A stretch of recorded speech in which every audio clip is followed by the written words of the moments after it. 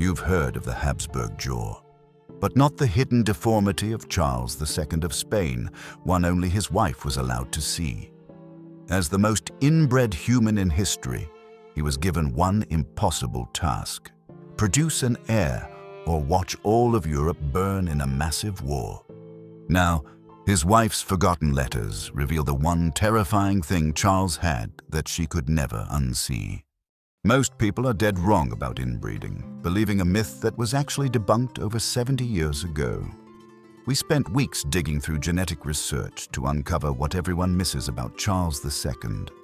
For centuries, people used inbreeding like a weapon to keep wealth, land, and power in one family. In ancient Egypt, Tutankhamun was the product of a brother and sister match. In isolated villages, travel was so difficult that people simply married the only person they knew, usually a cousin. But Charles II, his case was unlike anything ever recorded. His father was Philip IV, King of Spain, and his mother was Mariana of Austria. In contrast with Tutankhamun's parents, they were not siblings. They were uncle and niece. On paper, that sounds safer, but for one terrifying and often overlooked reason, Charles's case was actually far worse than the pharaohs. Every person carries some harmful genes, but certain diseases appear only if a child gets the same bad gene from both parents. If the parents are not related, it is not very likely they both have the same harmful traits. In the Habsburg family, people married their relatives for many centuries, roughly from the 13th century to the late 17th century. And here's where the biggest misunderstanding lies. What is true is that inbreeding greatly raises the chance of health problems. However, it does not guarantee deformities. It is scientifically possible for a child of closely related parents to be born perfectly healthy. The Habsburg king's case was so different because he was the result of 400 years of inbreeding. The same harmful genes were passed down again and again until it was no longer just a risk, but certain to happen. This is where most documentaries stop. While they focus on Charles's biography, they rarely mention the nightly consequences he dealt with, especially the insecurity he felt in front of his wife, who was absolutely terrified of it. When Marie Louise d'Orléans found out she had to marry Charles II, she said something so dark that it left the entire court in total shock. Known for her beauty, Marie was the niece of King Louis XIV and had grown up in the lively, elegant atmosphere of the French court at Versailles. Her marriage was arranged against her will for political reasons. France and Spain had been enemies for a long time. Louis XIV wanted this marriage to help his country gain power in Spain. But King Charles II wasn't just looking for a wife. He was looking for a mother of his children. The lives of millions of people depended on it. Charles was the last surviving member of the Spanish line of the Habsburgs. This meant he had to produce an heir to the throne with Marie. If they failed and Charles died without children, all of Europe would be plunged into a huge war, with kingdoms fighting over who would inherit the Spanish Empire. But Marie's reaction to her duty was so violent and public that it broke every rule of Versailles. Her concern obviously wasn't only that she had to leave France and her family behind. She had seen portraits of Charles, but portraits at the time were heavily idealized, almost like the Photoshop of their era. While Marie's uncle had promised her that Charles wasn't that bad looking, others described the Habsburg king in very harsh terms, saying that in real life he was so ugly that he frightened people. Marie threw herself at Louis XIV's feet, begging him not to send her away. She cried and reportedly said something along the lines of, "I would rather die than marry the King of Spain." But when Charles and Marie finally met, the physical reality was far worse than anything she had feared. To understand the hidden deformities of Charles that we will reveal later in the video, we first need to understand what exactly Marie Louise and those around him saw every day. Historical records reveal that their first meeting went so badly that Marie reportedly cried in private afterward. Charles was so eager to meet his bride that he did not wait for her arrival in Madrid. Instead, he traveled north to the small village of Quintanapala. He had fallen in love with Marie's portrait long before she arrived and was reportedly transported with impatience, even ignoring his advisor's suggestions to wait for a more formal setting. When they finally met, Marie was said to be visibly shocked and terrified. The reality was far more grim than any official portrait of Charles had suggested. According to the strict rules of the Spanish court, the queen was supposed to show absolute submission and obedience to the king. When Marie Louise walked up to Charles, she started to kneel and kiss his hand, which was the normal way to greet him. However, Charles quickly stepped forward, caught her by the arms, and pulled her up as he was very impressed and charmed by how beautiful she was. Marie tried to speak to him in her limited Spanish, but they could not understand each other at all. Charles's tongue was so large that it did not fit properly in his mouth. His jaw protruded so far that he had difficulty chewing. When he tried to speak to her, it sounded like unclear grunts and mumbles. They even had to rely on an ambassador as a translator just to say hello. But Marie had no idea that these physical struggles were only the beginning.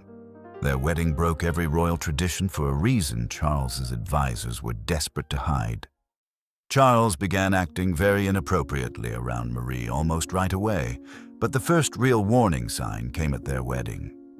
Most couples spend years planning their big day, but Charles and Marie went from their first meeting straight to the altar in less than 24 hours. The court did not wait for a grand arrival in Madrid. Instead, the wedding was held in a small peasant's house in a tiny village. Marie was forced to follow unthinkable rules, very different from what she was used to. She was still deeply in love with her cousin Louis, remembering the lively ballets and hunts of the French court. Now, Spanish rules forced her to behave like a statue. In this court, a single sudden movement or a burst of laughter was not just a mistake. It was a scandal. But witnesses described the atmosphere as even more awkward, with Charles behaving in a way that terrified his new queen. The wedding taking place in a small village to save money wasn't the worst part. While the Spanish courtiers watched Marie closely, looking for any French mistakes, Charles had to swallow his food whole because he could not chew due to his jaw.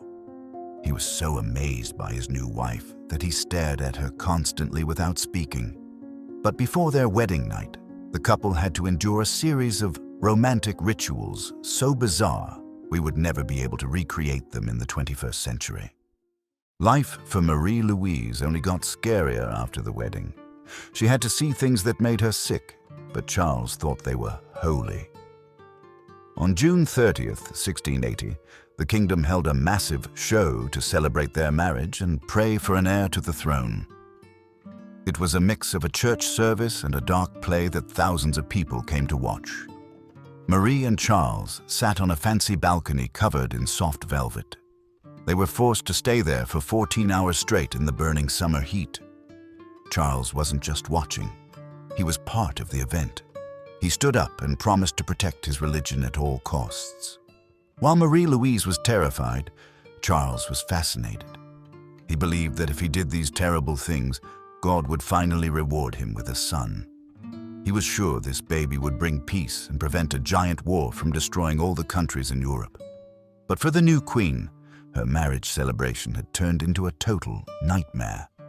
A total of 118 heretics were brought before the king and queen. Marie Louise had to watch as 19 of those people were executed by burning. Others faced the harsh punishments typical of the era. Marie thought things couldn't get any worse until she discovered Charles's final, darkest side behind the closed palace doors. Before Charles was ready for his wedding night, he had to go through some very disturbing treatments. Listen up, because what you are about to hear may be the strangest thing you will hear this year. Doctors in the 1600s were completely confused by Charles's health, so they turned to religious beliefs instead of real medicine. Because they couldn't explain his condition, the people around him grew convinced that the king wasn't just sick. He was bewitched or possessed by demons. Marie saw that these treatments didn't help and only made her husband more melancholic. She eventually developed a genuine sisterly affection for Charles, and it pained her to see him subjected to such bizarre rituals. In a desperate attempt to find a cure, Charles was taken deep into the dark tombs of his ancestors. He wasn't there to pray. He was told to look at and touch the remains of kings and queens, believing their royal power could somehow absorb into his failing body. The rituals only became more unsettling from there. Charles was constantly surrounded by the relics of saints. He was even made to sleep with bones or holy cloths tucked right into his bedsheets. Priests also performed loud exorcisms, making him drink massive amounts of holy water while they shouted prayers at him for hours until he was mentally exhausted. However, as strange as these rituals were, Marie and Charles's private life was even more extreme. Charles's obsession with his wife made the entire court disgusted. While the entire court treated Marie Louise like an enemy, one woman did something so cruel that it still shocks historians today. You won't believe the lengths she went to just to break the Queen's spirit. Marie was famous for her love of animals.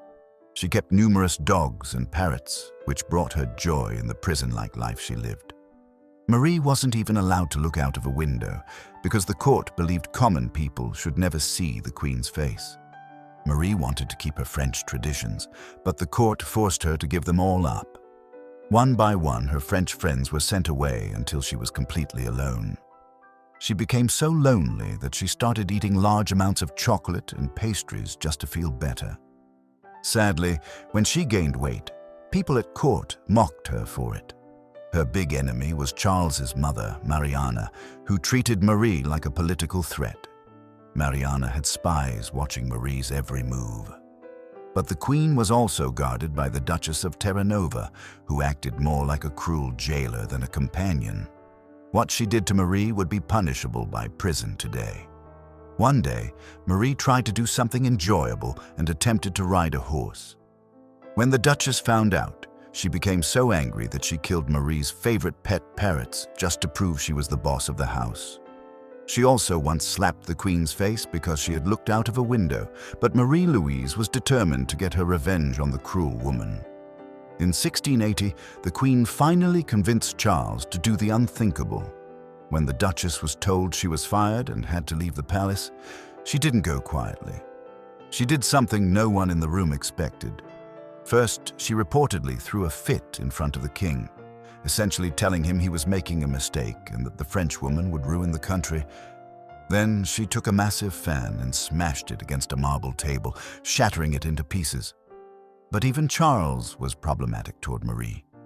Despite being the only person who treated her kindly, he developed a dangerous obsession with her. He was so attached that he followed her from room to room, breaking all the court's rules just to be near her all the time. When their wedding night finally came, Marie Louise discovered an obstacle no one had warned her about. When people think of wedding nights in the era of Charles II and Marie Louise, they often imagine something private and romantic. In reality, what actually happened behind those doors is something movies would never show you. Because the king desperately needed an heir to save the family line, the pressure was higher than anyone could imagine. Before Marie could even get into bed, she had to face her biggest enemy in the making, the Duchess of Terranova. The woman watched her closely. Imagine standing there, nervous and shaking, while someone inspects you from head to toe. The Duchess made sure Marie wore nothing French. Not even a loose hair out of place was allowed into the royal bed. Male nobles, on the other hand, helped Charles wash and prepare for the night. They dressed him in his night clothes. After that, they slowly walked him to the Queen's door in a formal line, holding candles. Their presence was a legal proof that the king had entered the room to consummate the marriage. You need to understand that people were obsessed with their intimate life because it had massive stakes. As the pressure to produce an heir grew, the rituals took a turn that revealed just how desperate the situation had become. A priest blessed the bed with holy water and said prayers for the couple to have children. After all the rituals, the couple was finally left behind the large curtains of the royal bed. However, this privacy was an illusion. Some courtiers stayed behind the bed curtains in the same bedchamber. To make matters worse, the nearby rooms were full of people who listened to everything that was happening. Very soon they discovered that Marie and Charles had run into a surprising problem that prevented them from fulfilling their duty that night. We know exactly what was happening in private between Marie Louise and Charles II, thanks to her letters and accounts from people close to her. Their wedding night wasn't successful, and the same problem continued on the nights that followed. They had trouble having children, and Marie became convinced that she would never be able to have them with the Habsburg king. Deeply depressed, Marie wrote letters to her family in France and spoke with her French attendants. She knew that having no children not only put her life in danger, but also all of Europe. If Charles died childless, there would be a huge war among European countries over the throne of Spain. The Spanish court also grew very frustrated with Marie. She was blamed for the situation, not Charles, who, according to modern scientific understanding, was the main reason no children could be conceived. It is widely believed by historians that Charles suffered from a condition that made the conception of an heir biologically impossible. This is supported by records from his autopsy. After Charles's death in 1700, the medical report stated that he had a heart the size of a peppercorn, corroded lungs, and a single black testicle. While these claims are exaggerated, we know there is definitely some truth to them. Historical accounts also reveal that Charles II suffered from a condition that affected his ability to complete the task. You might hope that despite all these struggles, Marie eventually found a happy ending. Unfortunately, her life ended very tragically. Marie Louise was only 26 years old when her life came to a sudden end. After 10 years of marriage to Charles, her death sent a shockwave across all of Europe. Many people believed that this was no accident, but a cold-blooded murder planned by her enemies in the Spanish court. Marie's final words were absolutely haunting, and they stayed in the king's mind for the rest of his life. She was one of the only people who ever showed Charles true affection. Her death was a catastrophic blow to the Habsburg king. He was genuinely devastated. He kept her portraits everywhere and often spoke to them as if she were still in the room. On February 11, 1689, after a day of horseback riding, Marie Louise suddenly felt severe stomach pain. Her condition got worse very quickly. She had strong cramps, vomiting, and a high fever. She passed away the following day. It was widely whispered that Charles's mother, Mariana of Austria, had poisoned her with a cup of iced milk or chocolate because she had failed to produce an heir. Some even speculated that it was the Duchess of Terranova's revenge for ruining her status. However, given Marie's symptoms and the rapid progression of her illness, modern medical historians believe she died of acute appendicitis or peritonitis. The king was so heartbroken that guards had to drag him away from her bedside by force. As Marie lay dying, she reportedly whispered to Charles, "Your Majesty might have other wives, but no one will ever love you as I do." But in a shocking way, Charles never truly let her go. 10 years later, he decided he had to see her again. He gave the order to open her tomb, and what he did next was unthinkable. Charles II's death was even more devastating than his wife's, with tragic consequences for millions of people.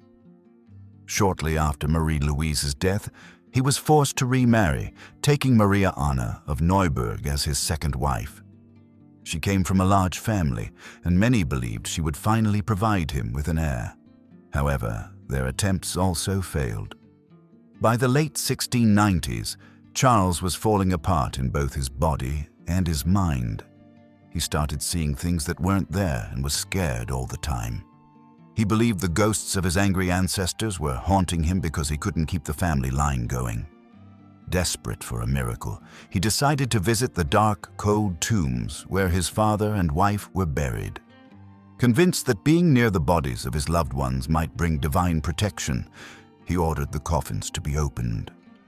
When they opened Marie's coffin, something unbelievable happened. Charles found her body remarkably well preserved. Despite a decade having passed, her features were still recognizable. Witnesses reported that he broke down in tears at the sight of her face, crying out, "My queen, my queen!" The Habsburg king didn't just stand there. He remained in the crypt for a long time, refusing to leave her side. The experience left a lasting impact on him, and his mental state never recovered. He became increasingly obsessed with his own death. On November 1st, 1700, Charles II of Spain died at the age of 38. He had no children, so he named Philip of Anjou, the grandson of Louis XIV of France, as the next king. But other countries did not agree with this choice. Fulfilling everyone's fears, this led to the bloody War of the Spanish Succession, which lasted 13 years and reshaped the map of Europe. But as sad as Charles's story was, it is nothing compared to a mystery from 200 years earlier in England. King Henry VIII had a spoiled son who met an ending so chilling you won't believe it's real. Watch the video to uncover his story.